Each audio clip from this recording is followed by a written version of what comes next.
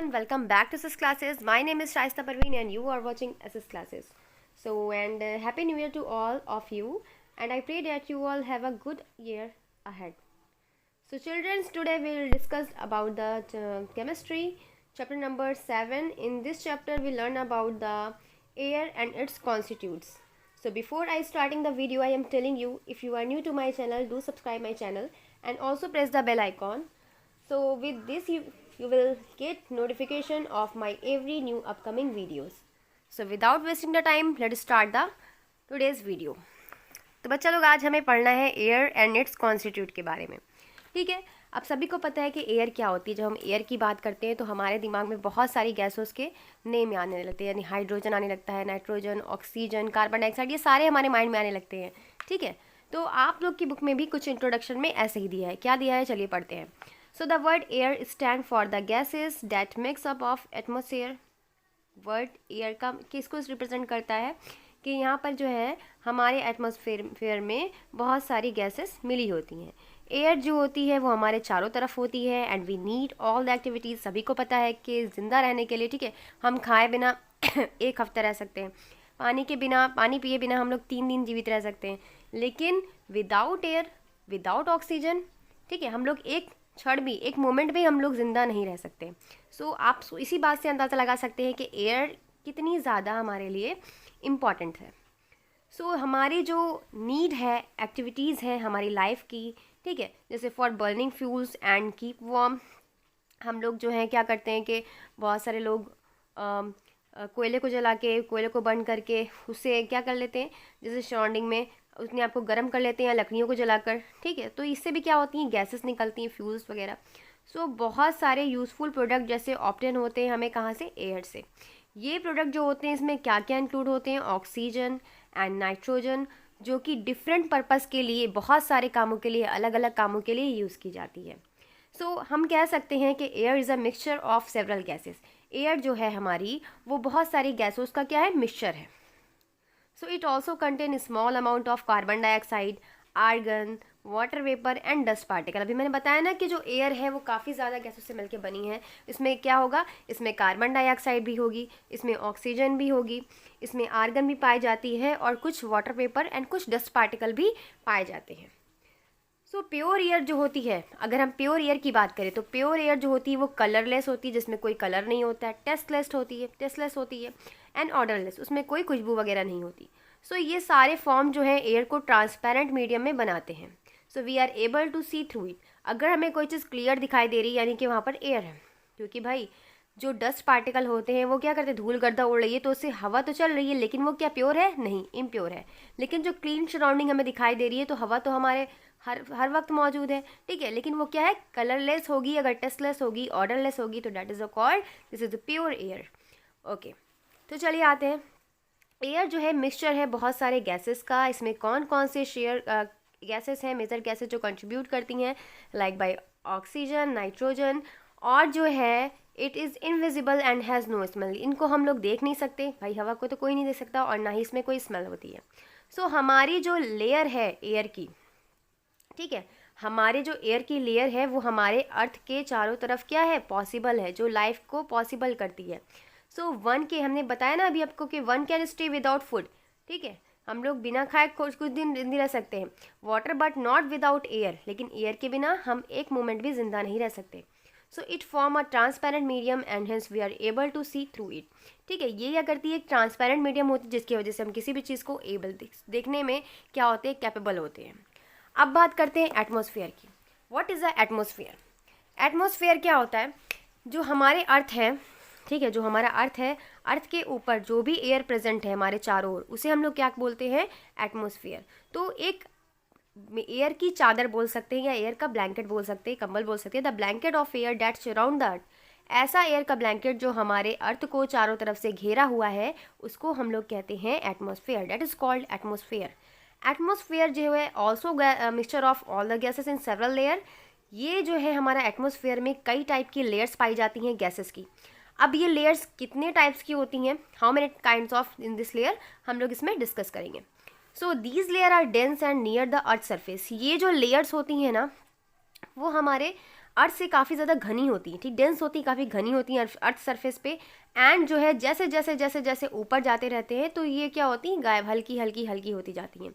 सो यहाँ पर जो है इसीलिए जो माउंटेन वगैरह, जो माउंटेनर है, जो बड़ी बड़ी पहाड़ों की ऊंचाइयों को तय करते हैं, वो जो है अपने साथ कैरी करते हैं ऑक्सीजन सिलेंडर को। क्यों करते हैं? क्योंकि ज़्यादा हाई एटीट्यूड पे जाने पर ऑक्सीजन जो है वो ज़्यादा अच्छे से नहीं मिल पाती, ऑक्सीजन की कमी हो जाती है। हमने बताया ना कि क्योंकि हमारे एटमॉस्फेयर में ये जो गैसेस हैं, ठीक है, सबसे पहले मतलब अर्थ सरफेस से जो सबसे निकट होगी उसमें ज़्यादा ऑक्सीजन होगी, फिर उससे ऊपर ऑक्सीजन क्या होगी, कम होती जाएगी, डिक्रीज करती जाएगी। इसीलिए जितने ही माउंटेनर वगैरह हैं वो अपने साथ क्या ले जाते हैं, ऑक्सीजन सिलेंडर को ले जाते हैं, ताकि अगर उनको ऐसी प्रॉब्लम हो, ठीक है, तो वो क्या करें, उस ऑक्सीजन सिलेंडर का यूज़ करके ऑक्सीजन को अपने अंदर ले पाएँ। फिर है हमारा लेयर्स ऑफ एटमोसफियर। अब हमारे एटमोसफियर में कितनी टाइप की लेयर्स होती हैं? तो देखिए हमारे एटमोसफियर में जो है काफ़ी ज़्यादा टाइप की लेयर्स होती हैं, बट आपको अभी पढ़नी है कितनी, 5 टाइप की पढ़नी है। ट्रोफोस्फेयर, स्ट्रेटोस्फेयर, मेसोस्फेयर, थर्मोस्फेयर, और एक और है हमारी जिसको हम लोग बोलते हैं एक्सोस्फेयर। ठीक है, तो चलिए इनको नाम वाइज ही हम लोग पढ़ते हैं। पहला है हमारा ट्रोफोस्फेयर। हमारे जो एटमॉस्फेरिक लेयर होती है ट्रोफोस्फेयर की, वो सबसे ज़्यादा क्लोजेस्ट होती है अर्थ सरफेस के, जिसे हम लोग बोलते हैं ट्रोफोस्फेयर। या फिर हम लोग बोल सकते हैं कि वो लेयर जो अर्थ सरफेस के सबसे ज़्यादा करीब है, सबसे ज़्यादा नज़दीक है, सबसे ज़्यादा क्लोजेस्ट है, उसको हम लोग क्या कहेंगे, ट्रोफोस्फेयर।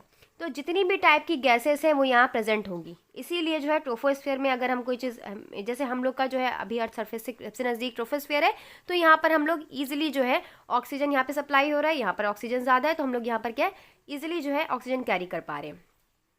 तो weather change also take place in troposphere. जो भी मौसम का बदलाव होता है वो सारे चेंजेस जो है वो ट्रोफोस्फेयर में ही होते हैं, है ना। फिर हमारा सेकेंड लेयर आती है जिसको हम लोग कहते हैं स्ट्रेटोस्फेयर। स्ट्रेटोस्फेयर जो होती है ये जो है प्रेजेंट होती है ट्रोफोस्फेयर के ऊपर, थोड़ा सा ऊपर क्या होती है, ये लेयर प्रेजेंट होती है जिसका नाम है स्ट्रेटोस्फेयर। तो यहाँ पर जो है आप लोगों ने देखा होगा जो भी एयरक्राफ्ट वगैरह या जेट वगैरह जाते हैं इसी लेयर में जाते हैं, और इस लेयर में जो है हमारी ओजोन लेयर भी इसी लेयर में प्रेजेंट होती है। क्वेश्चन कभी कभी पूछा जाता है कि ठीक है कि किस लेयर में, which layer is found in ozone layer, तो आप बोल सकते हैं स्ट्रेटोस्फेयर में जो है ओजोन लेयर पाई जाती है। तो आप लोग इससे लर्न कर सकते हैं। फिर है हमारा तीसरा जिसे बोलते हैं मीजोस्फेयर। मीजोस्फेयर जो है ये थर्ड लेयर होती है हमारे एटमॉस्फेयर की। ये जो होती है mainly meteorites burn on this layer, and जितने भी जो है मेटल वगैरह जो जलते वलते हैं, कोल वगैरह के धुएं, जितने भी धुएं हैं अर्थ सरफेस से, वो इस मेजोस्फेयर में जाकर जमा हो जाते हैं। सो इस वजह से ये जो है सरफेस अर्थ पे नहीं पहुंच पाते इजली। फिर है थर्मोस्फेयर। थर्मोस्फेयर लेयर जो होती है ये स्पेस, यहाँ से जो है स्पेस शटल जो है मूव करता है, यानी कि इस लेयर में जो है ये क्या होते हैं, स्पेस शटल मूव करते हुए दिखाई देंगे आपको। तो ये वाली लेयर जो है काफ़ी ज़्यादा ऊपर होती है। फिर है हमारा एक्सोस्फेयर। एक्सोस्फेयर सबसे आउटर मोस्ट लेयर होती है जिसमें एयर की मात्रा बहुत ज़्यादा होती है। अभी हमने बताया ना कि एयर की मात्रा जैसे जैसे जैसे जैसे ऊपर जा रहे हैं वैसे वैसे कम होती जा रही। सबसे ज़्यादा कहाँ थी हमारी, सबसे वाला फर्स्ट लेयर में हमारी थी, प्रेजेंट थी। ओके, तो यहाँ पर देखिए आपको सबसे पहला लेयर क्या दिखाई दे रहा है, ये हमारी अर्थ है। अर्थ के जस्ट ऊपर कौन सी है, ट्रोफोस्फियर, तो यहाँ पर एयर सबसे ज़्यादा होगी। फिर उसके बाद ओजोन लेयर है जहाँ पर एयरक्राफ्ट वगैरह जाते हैं। फिर है हमारा स्ट्रेटोस्फियर, ठीक है। उसके बाद फिर हमारा और भी आगे जो एक्सोस्फियर है इस तरीके के अराउंड आते रहते हैं। तो ये हमने पढ़ा कि कितने टाइप की लेयर्स होती हैं, ठीक है। अब हमको पढ़ना है कॉन्स्टिट्यूट ऑफ एयर। हमारी जो एयर है वो किन किन चीज़ों से मिलकर बनी हुई है।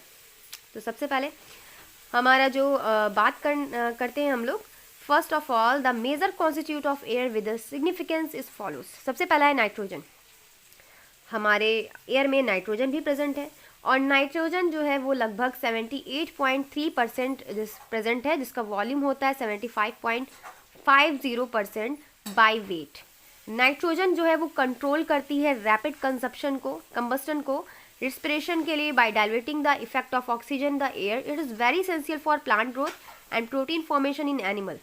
सो नाइट्रोजन के बारे में आपको क्या बताया गया है कि ये हमारे अर्थ सरफेस पे लगभग 78.3% पाई गई है, और इसका वॉल्यूम 75.50% है by wait.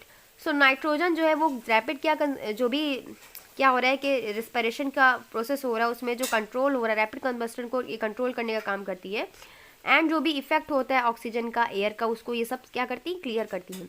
It also very essential for plant की ग्रोथ के लिए, प्रोटीन के फॉर्मेशन के लिए, एनिमल्स के अंदर बॉडी में ये बहुत ही ज़्यादा इसेंशियल है। यहाँ पर आपको दिखाई दे रहा है कंपोजिशन ऑफ एयर का diagram. Look at this diagram, I hope आप लोग को दिख रहा हो। तो पहला वाला हमारा जो है कंपोजिशन ऑफ एयर में 78% क्या है, नाइट्रोजन दिखाई दे रही है। उसके बाद हमारा 21% ऑक्सीजन है एंड 1% में हमारी अदर गैसेस हैं, जिसमें कार्बन डाइऑक्साइड हो गया, वाटर वेपर हो गया, इनर्ट गैस हो गया, आर्गन, क्रिप्टन, नियॉन, ज़ेटॉन, ये सारे जानते हैं आप लोग। इनर्ट गैसेस जो हमारे अर्थ सरफेस से बहुत रेयरली मिले ना, मेथेन हो गया, हाइड्रोजन, ये सारी गैसेस जो है वो 1% में है। 21% हमारी ऑक्सीजन है, 78 सबसे ज़्यादा कौन है, नाइट्रोजन है। ठीक है, तो अब हम लोग देखते हैं ऑक्सीजन के बारे में। Oxygen is also constitute of air. Oxygen का परसेंटेज हमारे जो एयर में है वो 20.90 बाई वॉल्यूम है एंड 13.19 बाई वेट है। ऑक्सीजन जो है बहुत ही ज़्यादा यूज़फुल होती है रिस्पिरेशन में, और जितने भी लिविंग ऑर्गेनिज्म हैं उनके कंबस्टन में, लाइक फ्यूल के कंबस्टन में, फ्यूल के जलने में किस तरीके से ये हेल्पफुल है, लाइक कोल, पेट्रोल एक्सेट्रा। ये हम लोग इस एक्टिविटी से समझते हैं। सो आप लोग को ये डायग्राम दिख रहा है, ठीक है।